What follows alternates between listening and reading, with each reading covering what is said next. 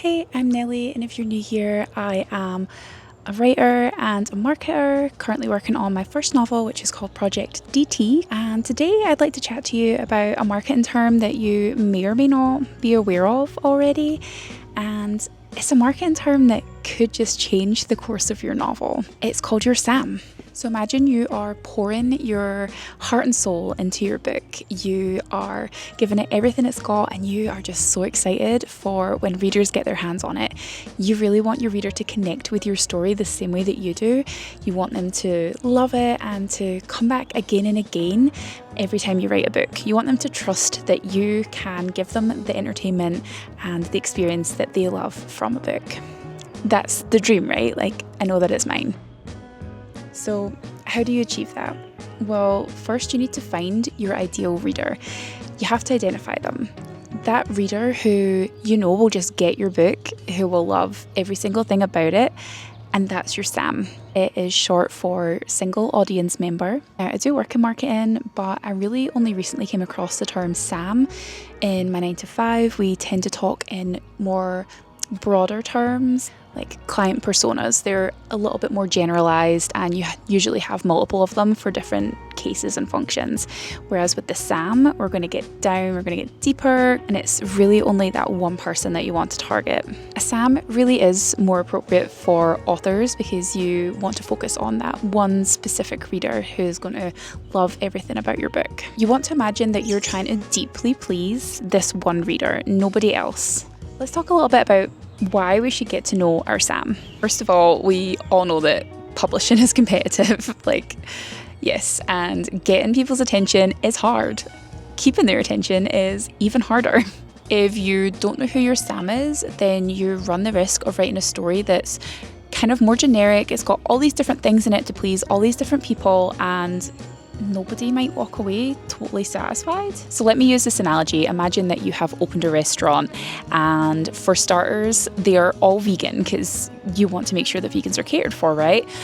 And then in the main course, you're going to go all meat options, all these different barbecue meats, because keto people have to eat too, right? And then for dessert, maybe it's like lactose-free, dairy-free, gluten-free ice cream. Now, that's all well and great, and you've kind of tried to cater for everyone. We can see that you've attempted that. But really, are any of those dietary requirements fully catered for? No.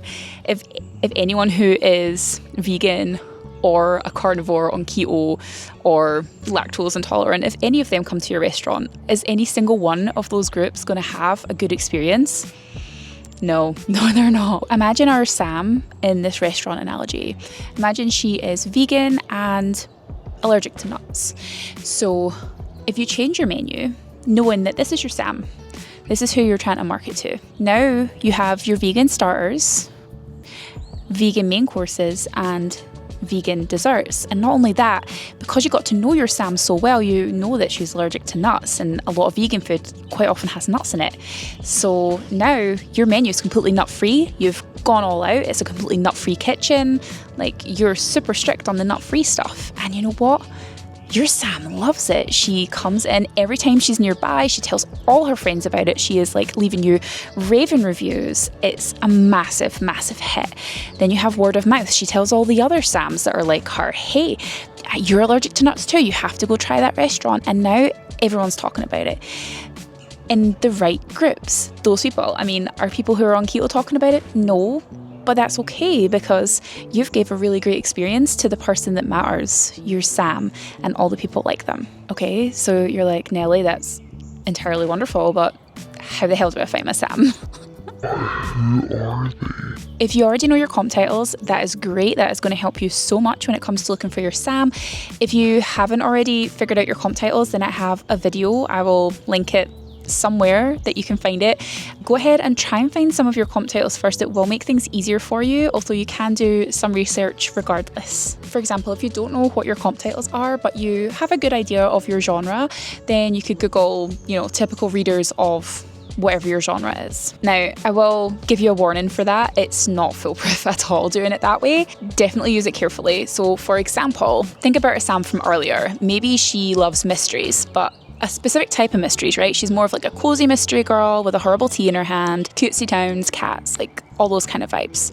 Now, if you Google typical readers of mysteries, you're going to find out that they're usually male, and they usually like protagonists that are big burly male detectives that swear a lot, and it's not cozy, it's gritty. You could be way off if you just really Google generic things and assume that your Sam likes them. That's why with our Sam we like to go a little bit deeper in the research and really get to the core of who that person is and what they really like. When you know your comp titles, you can go onto Amazon or Google or any of those types of places, and you can have a look and see what the reviews say. And this is going to be a really good place to start your research on your Sam. In the review section of your comp title, you want to see like who's reviewing books like yours. Granted, sometimes people have crazy usernames and whatever, but you should be able to get a feel of if they're, male or female, roughly what their age is. And you can get a sense of someone's age, either by the photo in their profile or by the language that you use. If they're using young kind of slang, if they're older, they might be using words that are more associated with like an older person. You get what I'm trying to say. Yes, you are going to be making assumptions about people, but that's okay. It's for research purposes. The important part about this research is reading the reviews themselves. So what did the typical person who reads the sort of book that you like have to say about it? Now, of course, every book's got mixed reviews, but you should start as you read through to get a feeling of, okay, it's mostly women on this particular title, and the women that are leaving the reviews, they like this part, but I'm hearing quite a lot of dislikes about this other kind of thing. That is going to be so important for later. You also want to see if you can get an idea of where they normally hang out. Do they seem like the kind of person that's on TikTok, like the younger generation? Or do you think that the age group, maybe they're more on Facebook? Have they DNF'd the book that's like yours? If so, what reason did they give? Because if that's a hard pass for your typical Sam, then maybe you don't want to do that in your book. And then also see if they talk about the language in the book. Are they impressed with flowery language, or do they seem like they prefer things to be more straight to the point and let's just get on with the plot? Okay, so you've done your research, you have found your Sam, and you've written down some notes of different things that seems to come up time and again that are likes and dislikes. What do you do with it? For your Sam, you are going to want to tailor your marketing to them, okay? If they use certain kinds of language to talk about books, then you're going to want to emulate that. You're going to want to use that same kind of language in your marketing. If you think that they are the type of person who's more likely on TikTok, then aim your marketing there. I mean, if you're writing a non-fiction book about 1950s trains, your target market might not be on TikTok. They might be in Reddit. You have to kind of try and make a judgment call. You specifically want to use your research to make sure that you find any deal breakers, anything that really upsets them or makes them not want to read the book.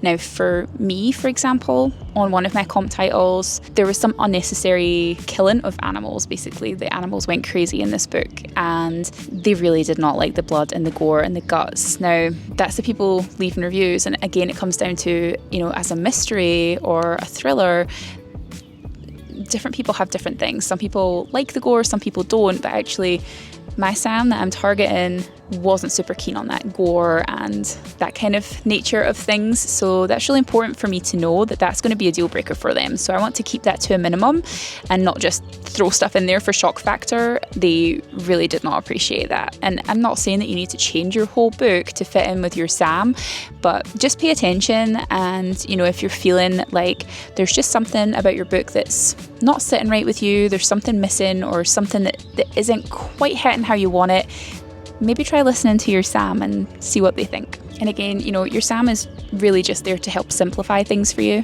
When you're writing, if you can imagine that you're writing just for them and them alone. I mean, even when it comes down to like if you are doing some sort of promotion when you release your book and there's a gift bundle that comes with pre-orders, for our vegan Sam who's not free, maybe we're going to make sure that the gift pack is all vegan and not free, right? Because we know that about our Sam, and why would we give her something with nuts in it? You know what I'm trying to say. So that's all well and great, but what if there's someone who isn't your Sam? but they do like your book, then what? And that's a really fair question to ask. And I think with anything, there's always going to be edge cases, situations that kind of outlie the normal, and that's totally fine. One thing to remember is that you're not writing the book for them. You're still tailoring it to your Sam, and the reason for that is if we start trying to please multiple different people, multiple different Sams, then we're going to end up pleasing nobody. So for instance, the typical mystery reader, maybe they're a bit older than your Sam, maybe they're a different gender, they pick up your book. It's not their normal cup of tea, but they're going to give you a chance, which is great. We love them for that. And they enjoy it, but maybe your cozy mystery is just like a little bit too fluffy for them. They kind of miss some of the action and the grit. So they've had an okay experience, it's not great. I want you to think about if we had tried to please them and our normal Sam, then we're going to have this book that maybe our main Sam, who loves the fluffy, less gritty types of thrillers, they are kind of like, this book isn't as cozy as I wanted. There's maybe a bit too much grit. And then the older other person, the typical reader of these, overarching genre, they're like, okay, there's a bit more grit, but still a little bit fluffy.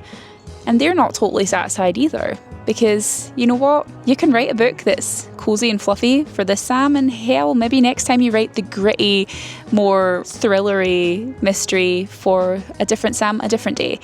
But if you try and please everyone, neither of them's going to have this magic experience. Your book's not going to have like that spark for either of them, if that makes sense. And I don't really think that is going to do your book justice. You want people to really connect with your book. You want that reader who is just like, this book was written for me. This is incredible. It's got everything that I love in it. So, that's just something to keep in mind. And of course, you do you, boo. Like you can write it however you want. Personally, just I guess because I'm in marketing and I love marketing, I just find this quite fascinating, and I think it's a really great insight to have, and at least to understand when you're writing your book. And as well, if you think about it, you've written this book that's a little bit gritty and a little bit fluffy. How do you market that? Because you've got one set of readers who are on Facebook, they're a little bit older. You've got one set of readers who are on TikTok that are maybe a little bit younger. Your TikTokers are loving the fluffy side, but if you market too heavily on the fluffy side, then it's going to upset the guys that like the grittier stuff. And then if you market the grittier stuff, make that your ads, any of the people who'd enjoy the fluffy side of it, they're going to be like, oh, that's too gritty for me, and they're not even going to try. So knowing your Sam is going to simplify when it comes to marketing your book once it's launched, because okay, it's fluffy, it's cozy, these people are on TikTok, this is who I'm marketing to. There's no sacrifices that you're having to make with the marketing. You know exactly who you're tailoring it to. Because honestly, guys, marketing's hard enough, and a lot of the times it is just there is a giant ant on me. No ants were harmed in the making of this, and the little fella is running away towards the building right here, so he's fine. My heart is not fine though. Anyway, moving on. So if you're still kind of like Nelly, like, dude, I have no idea, I still don't really know who my Sam is, that's fine. Don't worry about it. Some people's Sams are going to be a bit more obvious, a bit more easy to track down than others. For instance, if I said to you, romantasy, immediately you're building a picture in your head of who that person's Sam might be, okay? There's a lot of them out there. They're, on Book Talk, they're talking about what they like, what they don't like. You can see their age groups. It's going to be quite easy to niche down and figure out who you're looking for.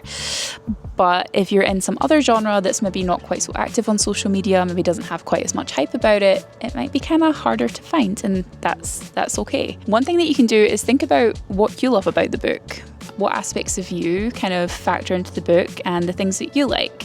Maybe make a Pinterest board of the kind of things that in your heart you feel like your Sam likes or dislikes, what upsets them, what makes them happy, what do they carry in their purse, okay? Start to try and build this picture based on instincts to begin with until you can get a bit deeper with the research, because these things take time. So for instance, I know that my book has got ecological kind of nature aspects, as you can tell. I love being outside, I love nature, hiking, all of that good stuff. And I imagine that because I'm writing that book and I like to read those kind of books, and that I am, in a way, my own ideal reader, that my Sam's going to have some of those similarities too, right? They're going to like sustainability and environmental things, and they're going to worry about climate change, all that kind of stuff. Another thing that you can do if you're getting really mixed signals from looking at individual comp titles and their reviews is kind of go a little bit broader. So look at maybe 2 or 3 different comp titles and see if there's any commonalities between them. Is there something that in all of the books people tend to like a common factor across the 3, or is there like a common thing that they don't like across the 3 of them? Maybe looking at a broader set of data like that will give you a bit more perspective and show you the sort of pattern if you're not finding it just by looking at the one set of reviews alone. Now, as I said before, no one book is for absolutely everyone, but if you really dig into the mind of your Sam, you could make your book completely unforgettable for that one person, and that is honestly really special. And to finish up, I have on my screen here what I have researched about my own Sam. It's kind of been my hyperfixation this week. So I will give you a little rundown of the kind of data that I collected on my Sam so you can understand what sort of things you might want to collect about your own. Just for shits and giggles, I named my Sam Eve because that seemed really like naturey and cute. So my Sam I've called Eve. Generally she's going to be female and living in an urban or a suburban kind of location, but dreams about all of this beautiful ruralness, loves being out in nature, and kind of pines for it a little bit. You know, that pining is part of why they love reading those kind of books that really immerse them in the location and in places that they might not be able to be all that often. They are usually educated to like a university level, and they tend to work professionally in some sort of scientific setting, maybe a creative setting, maybe in education. Their lifestyle, like I said, sustainability is something that's important to them. They care about it. They try to shop local, maybe go to farmers market if they have a yard, because I think a lot of them might be living in apartments, but if they have a yard, they might try and grow their own herbs, that kind of thing. What she cares about in a book now, here we're getting into the more important stuff. So Eve enjoys science-grounded storytelling. The science has to feel believable. No random jump scares where suddenly someone's invented a time machine. No, like the science does need to feel believable. But at the same time, they don't want to read a textbook, okay? It's believable, but we don't need to go crazy deep either. They want to feel immersed in the setting, as I said, and they need to see personal stakes of the POV characters. To Eve, the personal journeys of the characters in the book matter just as much as the plot. They really don't like sort of splatterpunk or over-the-top gore for the sake of it, although they don't mind like a more slow burn kind of tensiony scare. Like that's totally fine. They do like to be freaked out, but just in a different way, not just gore and guts. They hate unrealistic plot twists, like, no. And they really dislike shallow, tropey characters that you've read 100 times before. We've all been there, we've all read the books and we're like, oh, it's another spunky young female character who's an orphan. Like, no, not for my readership. We're not doing that. As I said before, I found that a commonality was that they really do not like animal death for shock value and with no real meaning. Yeah, I know exactly what part they're talking about in the comp title because I was like, yeah, and it didn't really advance the plot. It was really like, it was just horrible. I do still have to have some animals die in mine, but it really is part of the plot that can't go, and it's not humans doing it. So I think that makes a difference. But anyway, aside from that little spoiler, I'm definitely not going to be leaning in too heavy onto that, and I'm going to be careful with my language, my prose around it, so that it's not too graphic. See, I know my Sam, and it is helping me tailor the book to be... Hi. Good morning. Good morning. Yeah, so knowing your Sam, you don't have to necessarily change everything about your book, but it might just help you tailor it so that it meets their tastes just a little bit closer and gives them a better experience. And where do I find Eve? Where is she? So she's definitely leaving reviews on Goodreads, guys. She's all up in there. She's vocal. She wants to be heard. And also on Instagram and TikTok. Although I really don't want to do TikTok. I'm going to hold out as long as I can. So yeah, my My Sam, Eve, is on Instagram, TikTok, Reddit. But yeah, tell me down below who you think your Sam is, and then come back and let me know after you've done some research if your mind has been changed, if there's something that you've discovered that you had no idea your Sam either loved or hated. Because honestly, I was surprised by some of the things that I pulled up about mine. It hadn't occurred to me. Yeah, leave your Sam down below and don't forget to like and subscribe. It will really help my channel. I have a little baby goal of trying to get to 100 subscribers by the end of the year. I know that sounds like not very much for a lot of people, but for me that would be really cool and a great milestone. So please, please do help my channel to grow, and until next time, keep writing. Bye. I'm going to give you guys a little bit of behind the scenes action. So I've just filmed my Sam vlog, and this was my setup. Had my tripod on the books because it wasn't the right height, and the bench was so wet because we had a mad storm this morning. So I have repurposed some of my papers to try and stop my butt from getting so wet.